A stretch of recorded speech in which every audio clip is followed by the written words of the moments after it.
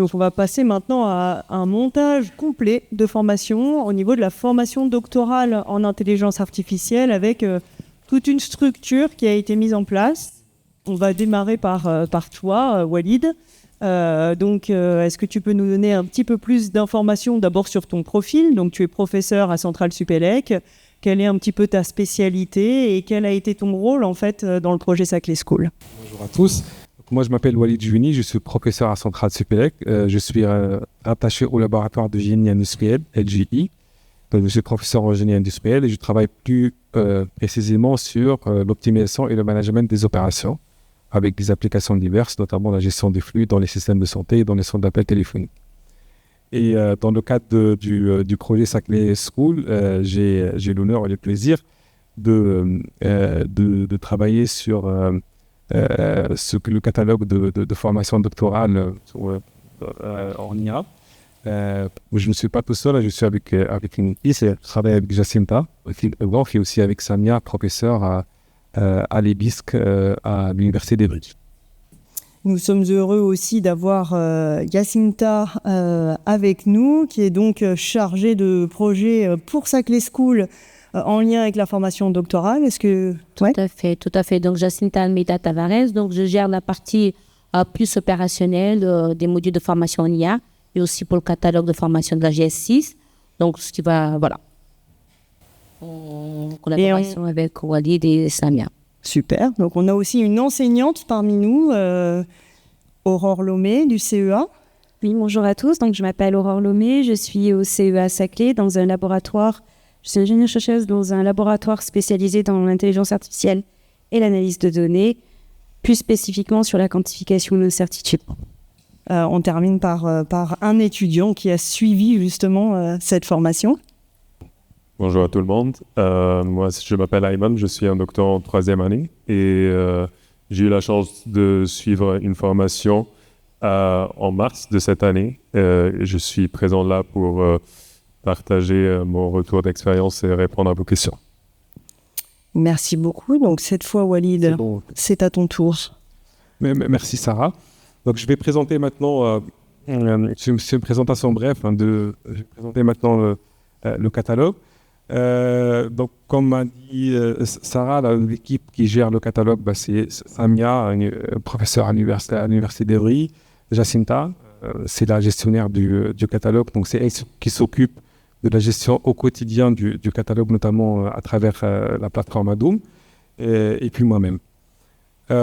Alors, donc, l'objectif de ce catalogue, c'est comme tous les autres programmes de Saclay School, c'est de massifier la formation en IA, et on le fait au niveau du doctorat.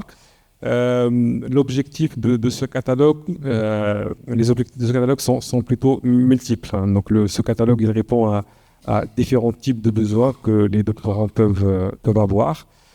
Par exemple, un des premiers objectifs, c'est l'initiation à la découverte et aussi la découverte du domaine de l'IA. Donc c'est un objectif d'acculturation pour ces thématiques. Un deuxième objectif, c'est l'acquisition des compétences pour une meilleure insertion professionnelle des doctorants après la thèse. Donc il y a dans le marché un besoin évident pour ce type de compétences, et le catalogue il aide, il va un petit peu dans cette direction. Et puis également le catalogue il vise aussi à aider peut-être les doctorants qui ont besoin de monter en compétences dans des méthodes IA pour pouvoir les appliquer actuellement dans leurs travaux de thèse, parce que c'est une alternative qui peut être intéressante par rapport à d'autres méthodes classiques qu'ils ont l'habitude d'utiliser dans le cadre de leurs travaux.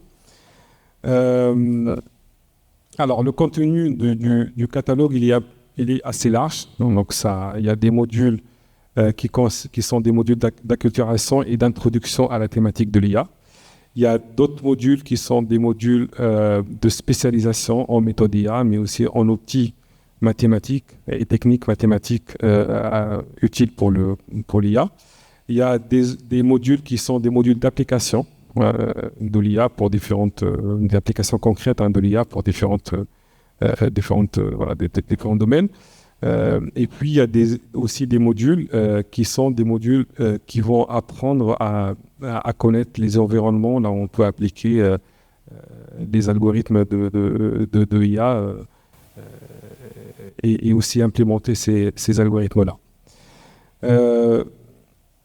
Voici la liste des 9 modules du catalogue. Donc, pendant l'année 2023, l'année scolaire 2023-2024, donc nous avons offert 10 sessions pour ces 9 modules. Et au total, il y avait 236 heures qui ont été délivrées et environ 321 élèves, 321 doctorants ont bénéficié de ces modules. Comme on peut le voir, donc la moitié des modules sont en français, l'autre moitié est à peu près l'autre moitié est en anglais. Et comme on peut le voir, donc, et nous en sommes fiers. Hein, donc il y a une satisfaction plutôt forte pour ce catalogue, avec plusieurs modules qui sont à 100% de satisfaction.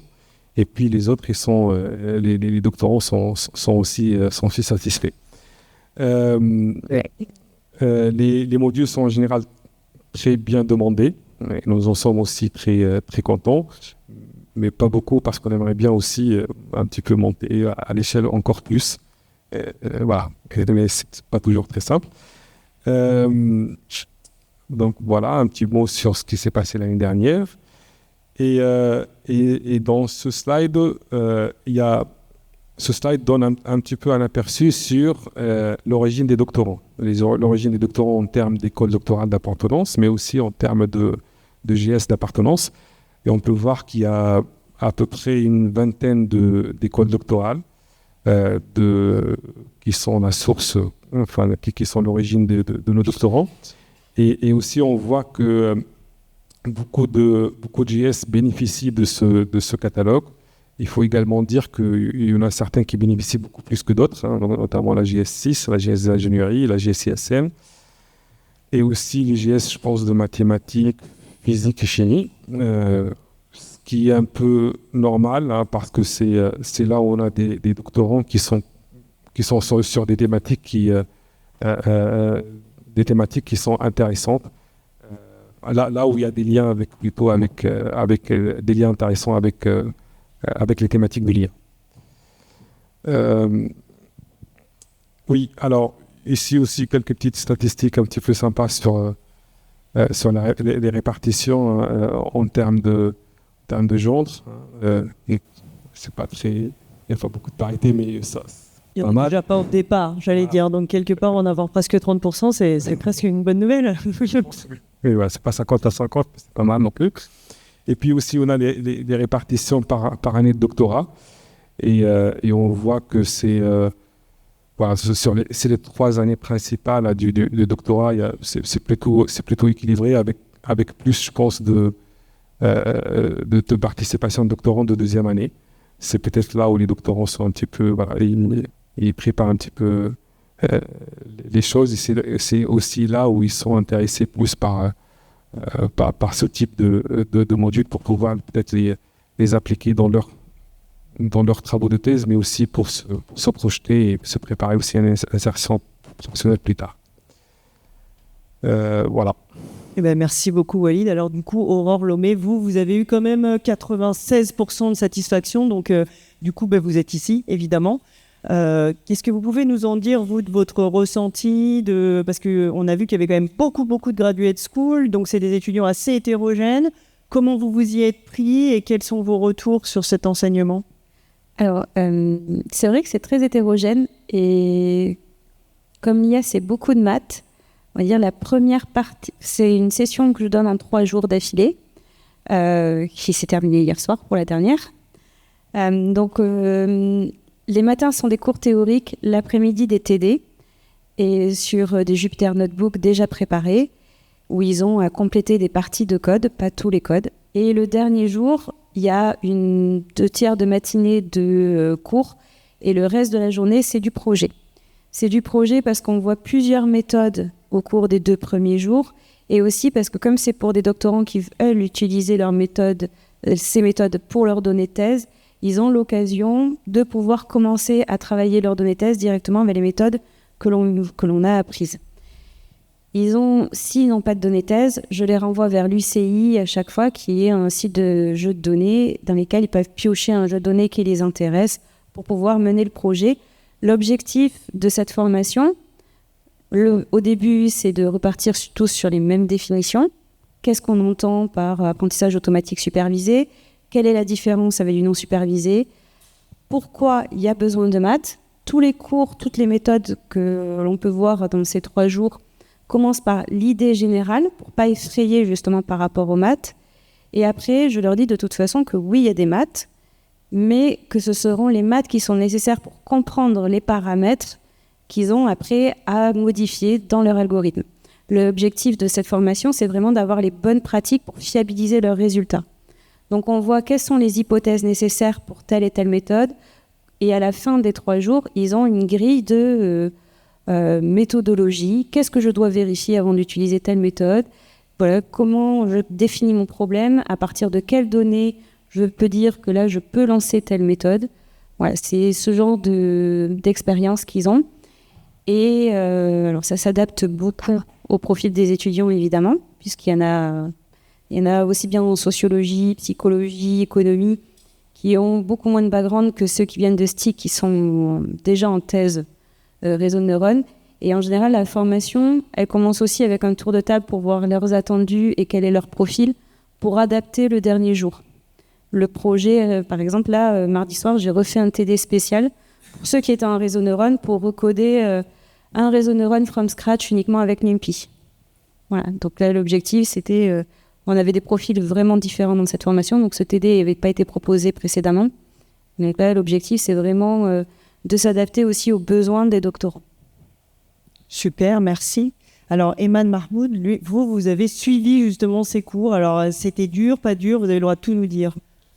Ok, très bien. Donc, moi, pour préciser, donc, j'ai suivi le cours de Introduction au Deep Learning, qui était enseigné par Aurélien Plié, qui travaille chez Onera.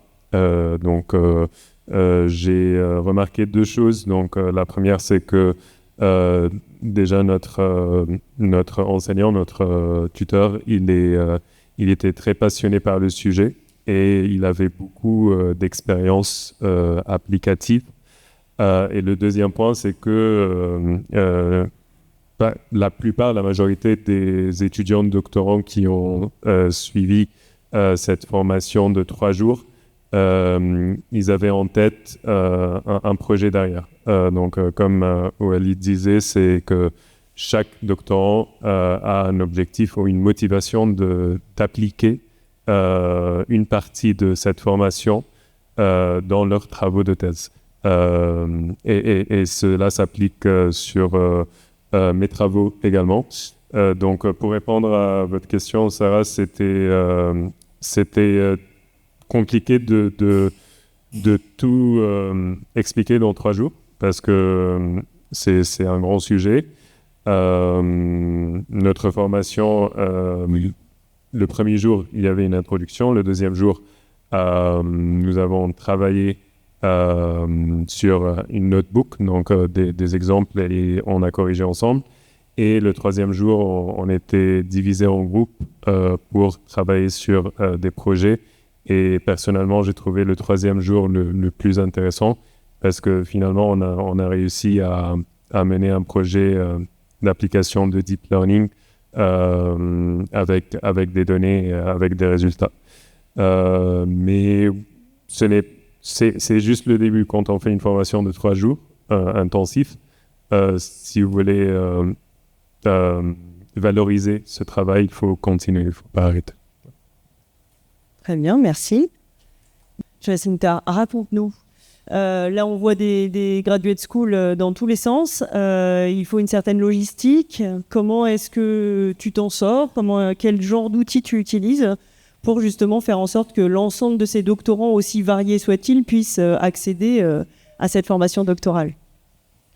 Alors, de suivi des formations se passe essentiellement par Adoom, qui est la plateforme en ligne sur laquelle on on publie tous les modules existants. Après, derrière ça, il y a un travail assez important d'échange, que ce soit avec les enseignants, avec les doctorants, pour pouvoir, pour que tous puissent avoir accès à ces modules en fonction de leur disponibilité.